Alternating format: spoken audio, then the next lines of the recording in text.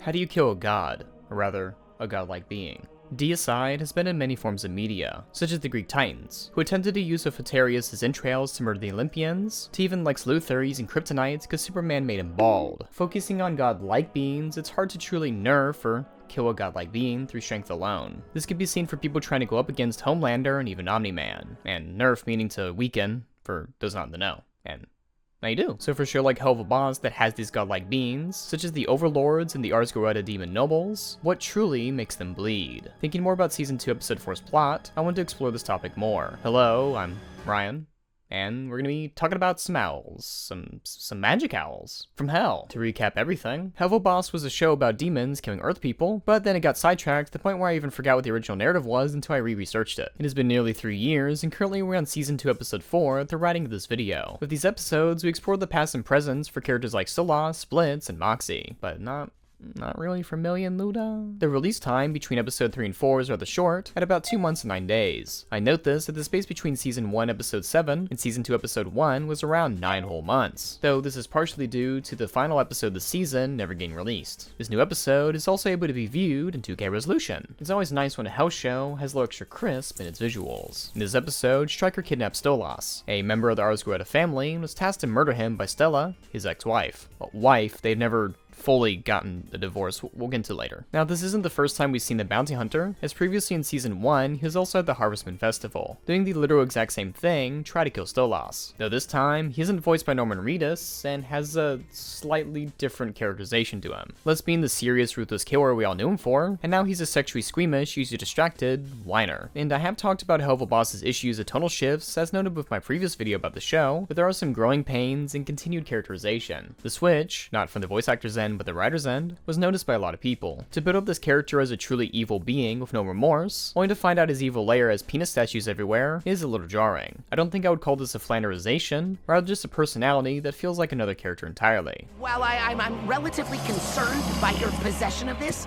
I'm also glad my instant dislike of you has been validated.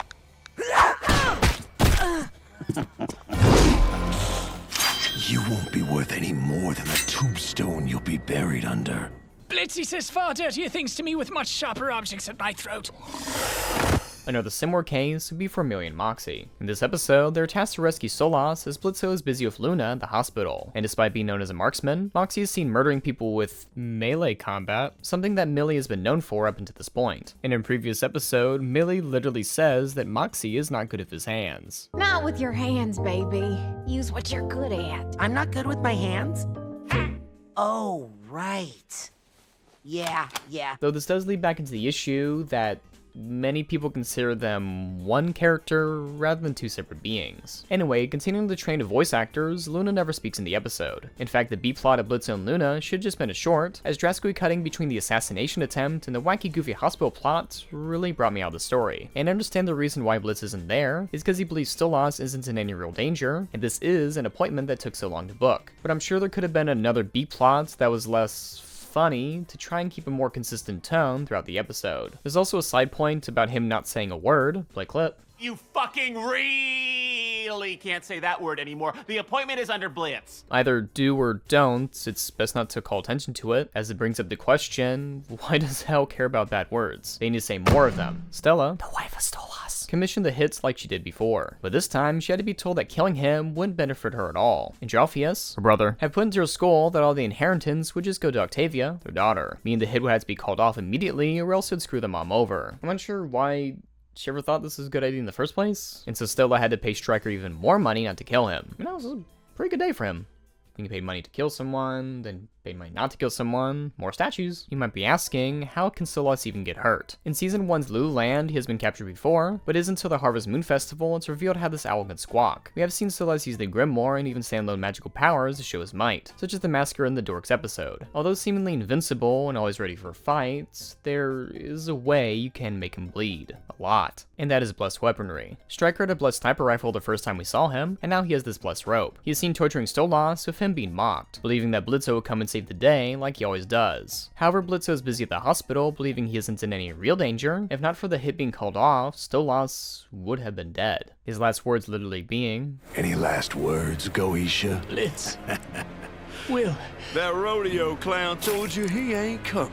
And so Millie and Moxie rescue Stolas. Despite the fact that Stryker was to return him anyway, it did cause a contrived yet cool fight scene. Stryker escapes and they bring Stolas to the hospital so he can be treated. The same hospital Blitz was at, who sadly remarked it took them years to book an appointment. Stolas gets rushed in immediately. We then see Stolas in the hospital room trying to recover, scrolling through text messages between him and Blitz, hoping that one day they'll talk about what happened at Ozzy's. In the season 1 part 1 finale, the second part never released, there was an altercation at the restaurant in the Lust Ring. Blitz and Stolas' relationship was put on blast by the owner, asking why someone of such high ranking is dating an imp, the lowest form of being in hell. Embarrassed, Blitzo and him leave, dropping Stolas at his house. He does try to invite Blitzo to hang out and chill, but Blitzo, believing the relationship is purely sexual, says he wants some time alone. And you would assume that with this ending scene, this truly hurt them to the core. But apparently not. In a future episode, despite both of them looking for their respective daughters and seeing stars, I suppose it literally never came up in conversation the near full day they spent time together. But when Stolas messages Blitz that he can come visit any time, Blitz starts to type, then suddenly stops. After a while, Stolas stops waiting for a response and sets the phone down, letting it charge. While the physical wounds will heal, the emotional scars may never recover. If you remember, Blitz was the first person that Stolas actually truly loved. Even realizing his marriage with Stella meant nothing, this is a heartbreak that will last a lifetime. This is further pushed by Blitz himself, who believes that Stolas was only using him for sex. And because they never had a proper conversation, they left something that could have blossomed into something more. And so sometimes, in order to kill a god, you don't always need a sword, but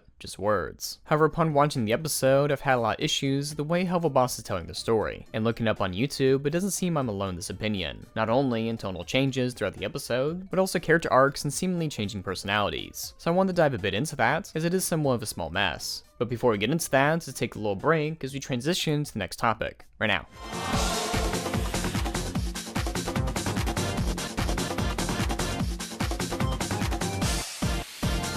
Oh, also, subscribe if you like the analysis so far. Thank you. Anyway, whenever I work with people on their respective animated projects, I ask them what kind of story they want to tell, and try to figure out how to go from there. For one project I consulted on, they were finalizing their pilot, and offered ways to expand the story in the limited Kickstarter series. While there were many stories they wanted to tell with the characters, I told them to start off small and focus on a character too. And I said around 6 or so episodes is enough to at least complete a story, even if small. Hoping for many seasons after the first is a lofty goal, but not always something achievable, either in financial or fan status. Running out of money is one thing, but the fans are getting too riled up, it can damper on excitement, either in long wait times between release, or having too many ongoing plot threads, it gets agonizing to wait for them to conclude. For Helluva Boss, the creator of VivziePop talked a bit more about this of the plans of the series. For season 2, they plan on having 12 episodes, meaning there are 8 left, overall stating that Helluva Boss's story is a 4-season arc. If we take the average time between episodes, about 3.1 months, we might see season 2 finish around 2025. Not knowing how many episodes there are in season 3 and 4, we could be seeing the full story conclude around 2035. This is of course assuming consistent funding, talent, and time between episodes, as it does vary. And there is the possibility that future seasons will have less episodes or a speedier production schedule as it goes along. Understanding the process of animation, no matter what, it will take time. A lot of it. And Helluva Boss is made independently, meaning unlike its sister show Hazbin Hotel that can release a season all at once, the former releases whenever it can. Understanding there are a lot of loose plotlines and characters that were hinted at, it will take a while to see where they go, if at all, or which old characters we've seen show up again, such as Stryker being reused in season 2, but not characters like Vortex, the Cherubs, or even Dorks. You know, the people that literally found out that demons exist? That's a little important to look into, maybe? Perhaps the show might have an issue of being too ambitious, but also limited in scope at the same time. VivziePop previously noted that Helluva Boss and Hazbin Hotel exist in the same universe on Twitter back in 2019, though this could have done some damage in long term. With Hazbin Hotel being a network series and Helluva Boss indie, each show has its respective strengths. The former being able to have a cleaner batch of episodes of the tight season arc released in one go, or every Thursday like how Fired from Mars did it, or Helluva Boss being able to curse and show way more blood, regardless if that's a good or bad thing. An issue I can see with the writing teams is really waiting to see what they can show, because they have 2 shows to work on at the same time. Maybe if they wanted to explore heaven more, the other circles of hell, or purgatory, maybe? Waiting on the network show to have finalized designs or lore can dampen what the indie series can talk about. Though this isn't to say if both were indie or both were network, there's still wouldn't be issues. Such is the case of James Gunn, the Guardians of the Galaxy. Avengers Infinity War, they made Quill the Star-Lord, a hothead that caused Thanos to snap the universe, or even the fact how Gamora was killed. James Gunn talked about this, and even suddenly made fun of the snap in Volume 3 in the series. Having conflicting conflicting narratives and keeping track of a lot of characters in the same universe can limit what you can really go into, or just leave the fans asking, why doesn't Batman just call the Justice League for help? Is he stupid? This is compounded with the fact that necessary lore for the story to continue is shoved in, like having a text phone conversation that leaves more questions than it answers. With this being a visual medium, having a plotline to actually address this would have been better than forcing your fans to pause the screen and read everything to get up to speed. Getting out of the way that Season 1 Episode 8 cannot be released, at this point, there is a gap in emotions between Blitz and Stolas, something that left people asking why are they both cool with each other and seeing stars, something I previously talked about. But apparently they weren't cool with each other, because in Season 2 Episode 4's text messages, Stolas keeps wanting to talk about what happened, even previously in a different episode trying to get the Asmodean crystals for Blitz's company. In doing so, Blitz will not be dependent on him, and they can really see if their love can actually blossom. But despite being a pivotal plot point, I had to infer that. Yeah, this leads us back to Stella and the divorce of Stolas. As seen in the circus, it's revealed that Stella loves torturing him and wants to kill him for all the social pain he has put her through. An issue I must ask is...